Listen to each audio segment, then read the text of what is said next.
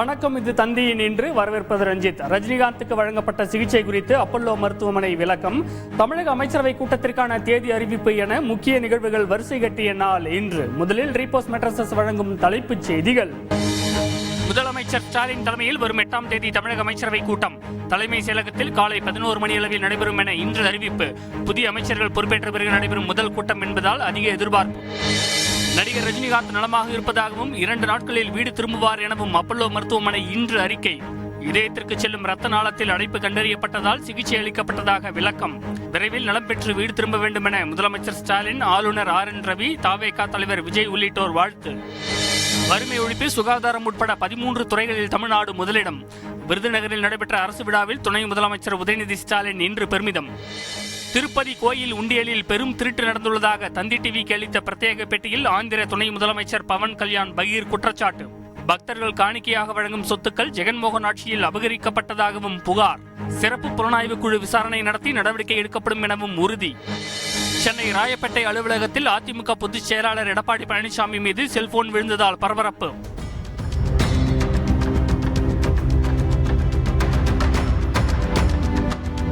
Video எடுத்துக் கொண்டு இருந்தவரின் கை தவறி செல்போன் EPS மீது விழுந்ததாக விளக்கம். வடகிழக்கு பருவமழை அக்டோபர் 3வது வாரத்தில் தொடங்க வாய்ப்பு. வானிலை ஆய்வு மைய தென்மண்டல தலைவர் பாலச்சந்திரன் இன்று அறிவிப்பு. வட மாவட்டங்களில் இயல்பை விட அதிகமாகவும் தென் மாவட்டங்களில் குறைவாகவும் பெய்யக்கூடும் என தகவல். ஜம்மு காஷ்மீரில் இன்று விறுவிறுப்பாக நடைபெற்ற இறுதிக்கட்ட வாக்குப்பதிவு நிறைவு. வரும் 8ஆம் தேதி வாக்கு எண்ணிக்கை நடைபெற உள்ளதை ஒட்டி தீவிர பாதுகாப்பு. தாய்லாந்தில் சொகுசு பேருந்தில் பயங்கர தீ விபத்து. பள்ளி குழந்தைகள், ஆசிரியர்கள் உட்பட 23 பேர் உயிரிழந்த பரிதாபம். மழையால் 2 நாட்கள் போட்டி நடைபெறாத போதும் கான்பூர் டெஸ்ட் கிரிக்கெட் போட்டியில் இந்திய அணி இன்று அபார வெற்றி. 7 விக்கெட் வித்தியாசத்தில் வங்கதேசத்தை வீழ்த்தி தொடரையும் கைப்பற்றியது.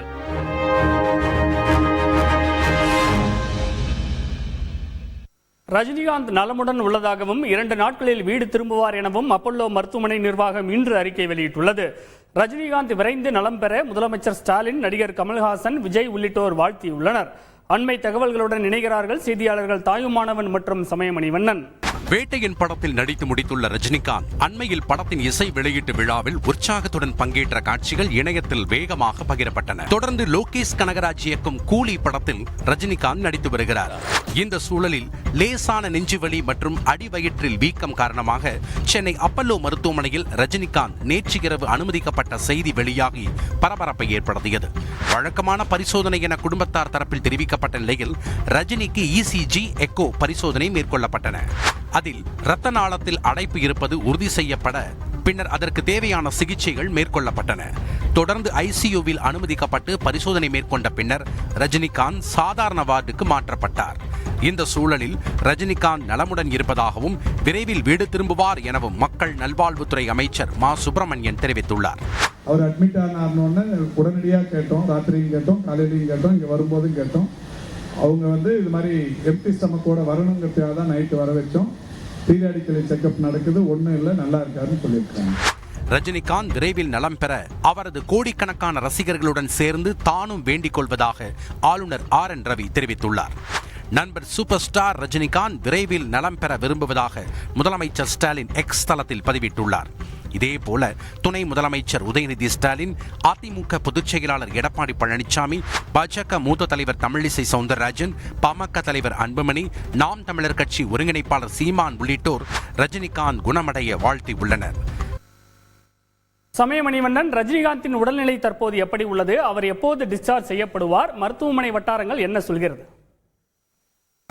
உடல்நலக்குறைவு காரணமாக மருத்துவமனையில் அனுமதிக்கப்பட்டிருந்த நடிகர் ரஜினிகாந்திற்கு இதயத்திலிருந்து செல்லும் முக்கிய இரத்த நாளத்தில் பாதிப்பு ஏற்பட்டிருந்ததாகவும், அந்த பாதிப்பானது தற்போது அறுவை சிகிச்சை இன்றி எண்டோவாஸ்குலர் முறையில் ஸ்டென்ட் பொருத்தப்பட்டு சரி செய்யப்பட்டுள்ளதாக மருத்துவமனை நிர்வாகம் தரப்பில் தெரிவிக்கப்பட்டுள்ளது. மேலும் நடிகர் ரஜினிகாந்தின் உடல்நிலை தற்போது சீராக உள்ளதாகவும், அடுத்த 2 தினங்களில் அவர் வீடு திரும்பார் எனவும் மருத்துவமனை நிர்வாகம் தரப்பில் தெரிவிக்கப்பட்டுள்ளது. ரஞ்சித், கூடுதல் விவரங்களுக்கு நன்றி சமயமணிவண்ணன். திருப்பதி கோயில் உண்டியலில் பெரும் திருட்டு நடந்துள்ளதாக ஆந்திர துணை முதல்வர் பவன் கல்யாண் பகீர் குற்றச்சாட்டை முன்வைத்துள்ளார். திருப்பதி லட்டு விவகாரம் பெரும் அதிர்வலைகளை ஏற்படுத்தியுள்ள பரபரப்பான சூழலில் ஆந்திர துணை முதலமைச்சர் பவன் கல்யாண் தந்தி டிவிக்கு பிரத்யேக பேட்டி அளித்துள்ளார். திருப்பதி கோயில் உண்டியலில் பெரும் திருட்டு நடந்துள்ளதாக குற்றம் சாட்டியுள்ள அவர், பக்தர்கள் காணிக்கையாக வழங்கும் சொத்துக்கள் ஜெகன்மோகன் ஆட்சியில் அபகரிக்கப்பட்டதாகவும் புகார் கூறியுள்ளார்.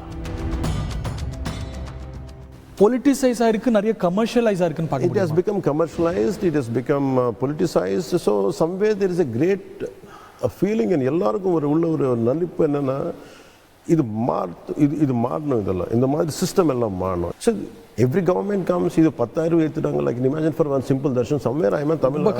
நான் ஒரு சேலம்லேருந்து நான் பாலாஜி கடவுள் பார்த்துட்டு நான் போனேன் திருமலா. எனக்கு திடீர்னு அது 10,000 பண்ணியிருக்கேன். அதுக்கு முன்னாடி வருஷம் அது 300 இருந்தது. திடீர்னு 10,000. திடீர்னு 10,000 ஓகே நான் 10,000 கொடுப்பேன். 10,000க்கு நான் எனக்கு 500 பில் கொடுக்காங்க. ஏன்னா யாருக்கு சொல்ல டிமாண்ட் ஆர்டிஃபிஷியலாக கூட்டுறாங்களோ? கண்டிப்பாக ஆர்டிஃபிஷியல் கொடுக்குறான். ஓஹோ. சம்வேர் இதெல்லாம் பார்த்துக்கிட்டு இத்தனை தப்பு செஞ்சுட்டாங்க, நீங்கள் இத்தனை ஸ்கேம் பண்ணிட்டாங்க. It is not a money making machine. Balaji is not a money making machine. அப்படி ஏங்கிட்டு இருக்கு, அப்படி பார்க்குறாங்க எல்லாரும். And there is no accountability for how much money goes into hundi. Was it? அதுக்கு கணக்கு இல்லையா? நிறைய தப்பு நடக்குதுங்க. ஓ. ப்ராப்பர்ட்டி பேப்பர்ஸ் எழுதிட்டு அவர் அந்த உண்டியில் போடுவோம். ஆமாம். ஒரு அப்பார்ட்மெண்ட் போடுவோம், ஒரு இல்லைன்னு ஒரு 500 ஸ்கொயர் ஃபீட் ஒரு ஏரியா இருந்து போடுவான். இவர் எத்தனை ப்ராப்பர்ட்டி இருக்கிறது பார்த்தா நிறைய ப்ராப்பர்ட்டி யாரும் அது it has become taken away by others. Embezzlement நடந்தது. அதில் கணக்கு இல்லையே. இதெல்லாம் ப்ரூவ் பண்ண போறீங்களா? ப்ரூவ் பண்ணணும். சொல்லுவோம் ஒருத்தர் ஒரு அர்ச்சகர் என்ன சொல்லியிருக்கேன், ஒரு பிங்க் டைமண்ட் போயிடுச்சுன்னு சொல்லியிருக்கேன். But actually that was politically motivated. அங்கே பிங்க் டைமண்டே இல்லை. Even I believed in pink diamond was devotees கொடுக்கக்கூடிய காணிக்கையில கை வச்சிருக்காங்கங்கறீங்களா? கண்டிப்பா கை வச்சிருக்காங்க. ஓஹோ. And they want to sell off their properties. Tirupati Ezhumalaiyan கோயிலில் மேலும் பல தவறுகள் நடப்பதாக சுட்டிக்காட்டிய பவன் கல்யாண் இதுகுறித்து முழு விசாரணை நடத்தப்படும் எனவும் உறுதியளித்துள்ளார். சென்னை மெரினா கடற்கரையில் விமானப்படை சாகச நிகழ்ச்சிக்கான ஒத்திகை இன்று தொடங்கியது. இதில் ஹெலிகாப்டரில் இருந்து துப்பாக்கிகளுடன் இறங்கிய வீரர்கள் கடற்கரையில் பயிற்சியில் ஈடுபட்டனர். செய்தியாளர்கள் சதீஷ் முருகன், ராமச்சந்திரன், மீரான் வழங்கிய தகவல்கள் இவை. இந்திய விமானப்படையின் 92வது ஆண்டை கொண்டாடும் வகையில் சென்னை மெரினா கடற்கரையில் வரும் 6ஆம் தேதி காலை 11 மணி முதல் மதியம் 1 மணி வரை வான்சாகச நிகழ்ச்சிகள் நடைபெறவுள்ளன. அனைத்து வகை போர் விமானங்கள், ஹெலிகாப்டர்கள், சேரங் மற்றும் சூரிய கிரண் வான்சாகச குழுக்கள் பங்கேற்கும் இந்த சாகச நிகழ்ச்சியை பொதுமக்கள் இலவசமாக பார்வையிட அனுமதிக்கப்பட உள்ளதாக தெரிவிக்கப்பட்டுள்ளது. விமானப்படை சாகச நிகழ்ச்சி குறித்து தாமரம் விமானப்படை தளத்தின் குரூப் கேப்டன் பரதன் கூறுகையில், இது ஒரு பெரிய நிகழ்ச்சி. தமிழ்நாட்டில் இது முதல் முறையாக இந்த அளவில் நடைபெற உள்ளது. இதற்காக லிம்கா புக் ஆஃப் ரெக்கார்ட்ஸ்க்கு அழைப்பு விடுத்துள்ளோம். இந்நிலையில் விமானப்படை சாகச நிகழ்ச்சிக்கான ஒத்திகை சென்னை மெரினா கடற்கரையில் இன்று தொடங்கியது.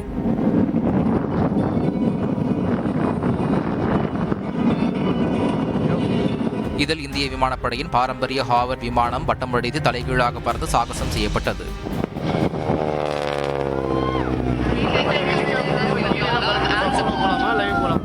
ஹெலிகாப்டரில் இருந்து வீரர்கள் துப்பாக்கிகளுடன் கடற்கரையில் இறங்கி ஒத்திகையில் ஈடுபட்டனர்.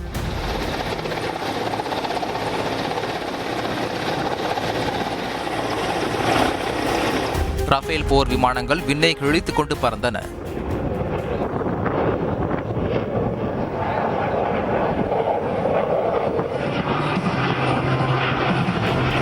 மிராஜ் விமானம் பறக்கும்போது எரிபொருள் நிரப்பிச் சென்றது காண்போரை வியப்பில் ஆழ்த்தியது.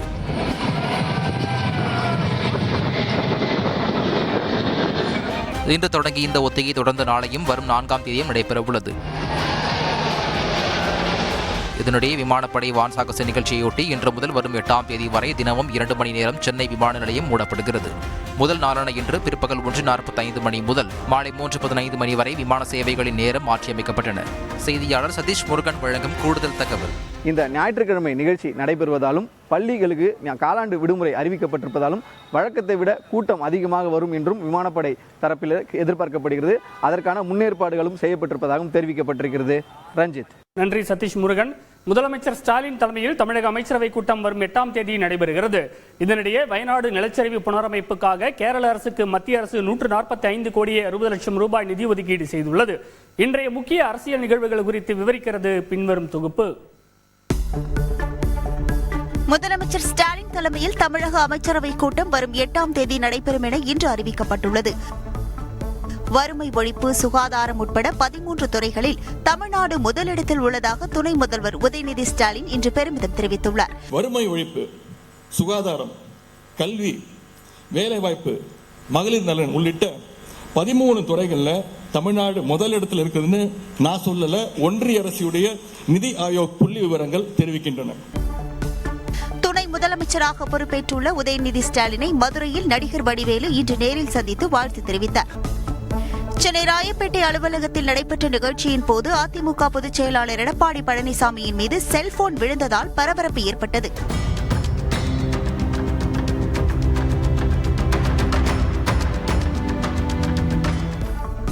பிரதமர் மோடியை முதல்வர் ஸ்டாலின் சந்தித்துவிட்டு வந்த பிறகுதான் தமிழக அமைச்சரவையில் மாற்றம் செய்யப்பட்டிருப்பதாக முன்னாள் அமைச்சர் ஜெயக்குமார் விமர்சித்துள்ளார். கவர்னருக்கும் பொன்முடிக்கும் இணக்கமான ஒரு சூழ்நிலை இல்லைன்ற ஒரு காரணத்துக்காக அவர் பொன்முடி இந்த உயர்கல்வித்துறை இலாக்கா வைக்கக்கூடாதுங்கன்னு சொன்னால் அதை கேட்டுட்டு வந்துடுமா? பிரைம் மினிஸ்டரும் அதை தான் போய் கேட்டு வந்தீங்களா? நீங்கள் அதை கேட்டு வந்த பிறகு மாற்றுறீங்க. சென்னை உயர்நீதிமன்ற உத்தரவுப்படி கோவை ஈஷா யோகா மையத்தின் மீது உள்ள குற்ற வழக்குகள் குறித்து பலத்த போலீஸ் பாதுகாப்புடன் சிறப்பு குழு இன்று விசாரணை மேற்கொண்டது. வடகிழக்கு பருவமழை அக்டோபர் 3வது வாரத்தில் தொடங்க வாய்ப்புள்ளதாக வானிலை ஆய்வு மைய தென்மண்டல தலைவர் பாலச்சந்திரன் இன்று அறிவித்துள்ளார். இந்த வடகிழக்கு பருவமழையுடைய துவக்கம் என்பது பார்க்கின்ற பொழுது அக்டோபர் மதில், அதாவது 3வது வாரத்து பகுதியை ஒட்டி துவங்குவதற்கான வாய்ப்பு இருக்கு. தமிழகத்தை பொறுத்த வரைக்கும் வட தமிழக பகுதிகளில் இயல்போடு அதிகமாகவும், தென் தமிழக பகுதிகளில் இயல்போடு சற்று குறைவாகவும் பொழிவாக வாய்ப்பு இருக்கிறது. காங்கிரஸ் கட்சியின் நாடி நரம்புகளில் எல்லாம் ஊழல்தான் ஓடுகிறது என ஹரியானாவில் இன்று நடைபெற்ற தேர்தல் பிரச்சாரக் கூட்டத்தில் பிரதமர் மோடி குற்றம் சாட்டியுள்ளார். அதானிக்கு பாதுகாப்பு வழங்க அக்னிவீர் திட்டத்தை மோடி அரசு கொண்டு வந்துள்ளதாக ஹரியானா மாநில தேர்தல் பிரச்சாரத்தில் பேசிய எதிர்க்கட்சித் தலைவர் ராகுல் காந்தி விமர்சித்துள்ளார். ஜம்மு காஷ்மீர் சட்டப்பேரவை தேர்தலில் இறுதிக்கட்ட வாக்குப்பதிவு இன்று விறுவிறுப்பாக நடைபெற்றது. செய்தியாளர் ரமேஷ்குமார் வழங்கும் கூடுதல் தகவல். இதற்கு முந்தைய தேர்தலை காட்டிலும் இந்த தேர்தலில் சிறு கட்சிகள் மற்றும் சுயேட்சை வேட்பாளர்கள் அதிக ஆதிக்கம் செலுத்துகின்றனர். எனவே வெற்றி தோல்வியை தீர்மானிப்பதிலும் ஆட்சி அமைப்பதை தீர்மானிப்பதிலும் இவர்கள் முக்கிய பங்கு வகிப்பார்கள் என எதிர்பார்க்கப்படுகிறது. ஒருவேளை யாருக்கும் அறுதி பெரும்பான்மை கிடைக்காத பட்சத்தில் சிறு கட்சிகள் மற்றும் சுயேட்சை வேட்பாளர்களின் ஆதரவுடன் ஆட்சி அமைக்க ஏதுவாக ஒருபுறம் பாஜக, மற்றொரு புறம் இந்தியா கூட்டணி என இப்போதே இரண்டு தரப்பிலும் அரசியல் காய் நகர்த்தல்கள் ஆரம்பமாகிவிட்டது. ரஞ்சித். நன்றி ரமேஷ்குமார். தாய்லாந்தில் சொகுசு பேருந்து தீப்பிடித்து எரிந்ததில் பள்ளி குழந்தைகள், ஆசிரியர்கள் உட்பட 23 பேர் பரிதாபமாக உயிரிழந்தனர். தாய்லாந்து தலைநகர் பாங்காக்கில் இருந்து பள்ளி மாணவர்கள், ஆசிரியர்கள் உட்பட 44 பேர் சொகுசு பேருந்தில் சுற்றுலா சென்றுள்ளனர். குகாட் பகுதியில் சென்று கொண்டிருந்த போது திடீரென பேருந்தில் தீ பற்றியது. சில நிமிடங்களில் தீ வேகமாக பரவி பேருந்து முழுவதும் பற்றி எரிந்ததால் 23 பேர் உடல் கருகி பரிதாபமாக உயிரிழந்தனர்.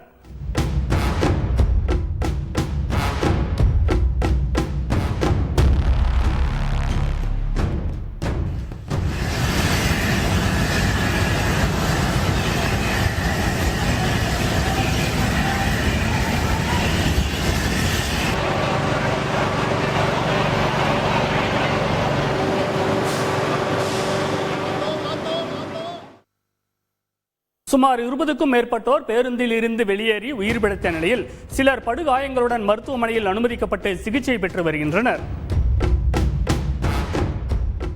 சேலம் மாவட்டம் மேட்டூர் அருகே ஊர் மக்களை அச்சுறுத்தி வந்த சிறுத்தையை சுட்டுக் கொன்றதாக முன்னாள் ஊராட்சி மன்ற தலைவர் உள்ளிட்ட 3 பேரை வனத்துறையினர் இன்று கைது செய்தனர். பின்னணியை விவரிக்கிறார் செய்தியாளர் காமேஸ்வரன். சேலம் மாவட்டம் மேட்டூர் அருகே உள்ள குளத்தூர் பகுதியில் கடந்த ஒரு மாதமாக சிறுத்தை ஒன்று குடியிருப்பு பகுதிக்குள் புகுந்து ஆடு மாடுகளை கொன்று அட்டகாசத்தில் ஈடுபட்டு வந்ததாக கூறப்படுகிறது. இதனால் வீதியில் இருந்த கிராம மக்கள் சிறுத்தையை பிடிக்க வலியுறுத்தி தொடர்ந்து போராட்டத்தில் ஈடுபட்டு வந்தனர்.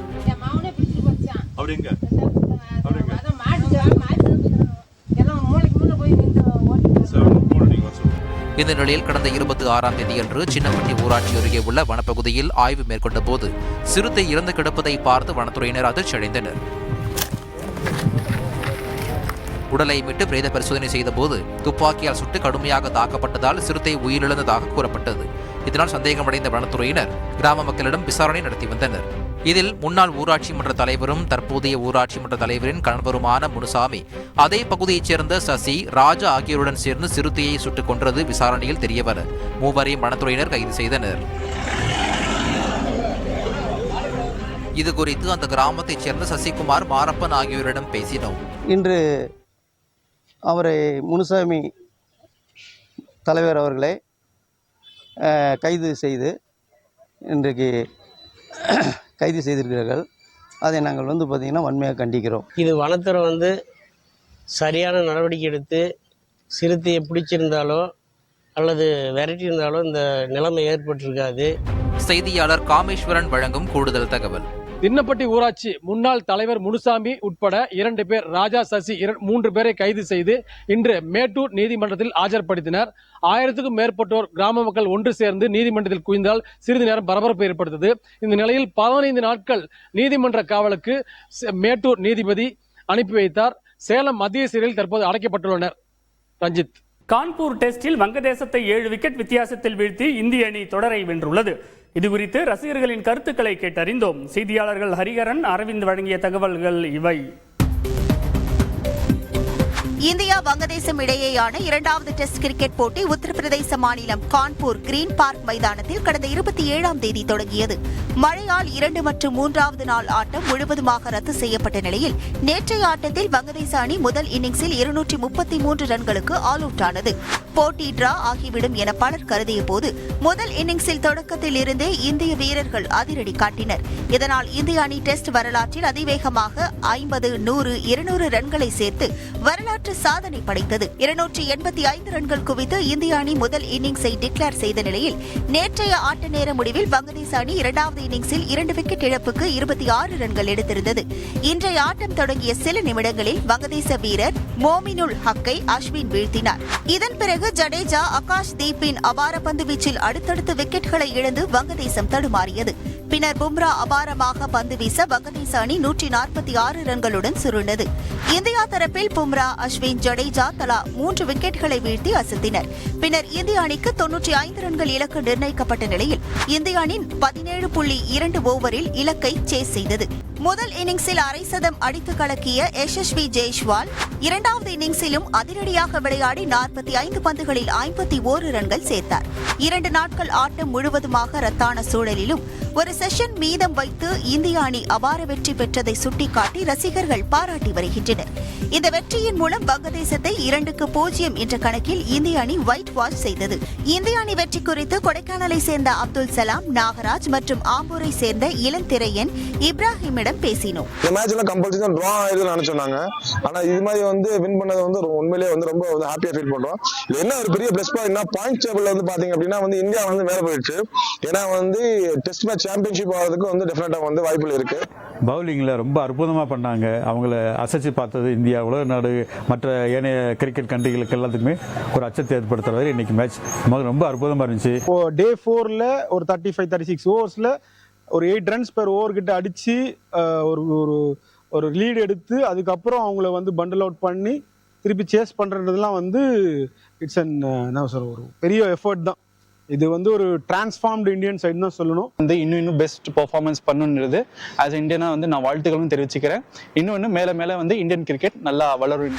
11வது முறையாக தொடர் நாயகன் விருது வென்ற ரவிச்சந்திரன் அஸ்வின் அதிக முறை தொடர் நாயகன் விருதை வென்ற இலங்கை ஜாம்பவான் முத்தையா முரளிதரனின் சாதனையை சமன் செய்தார்.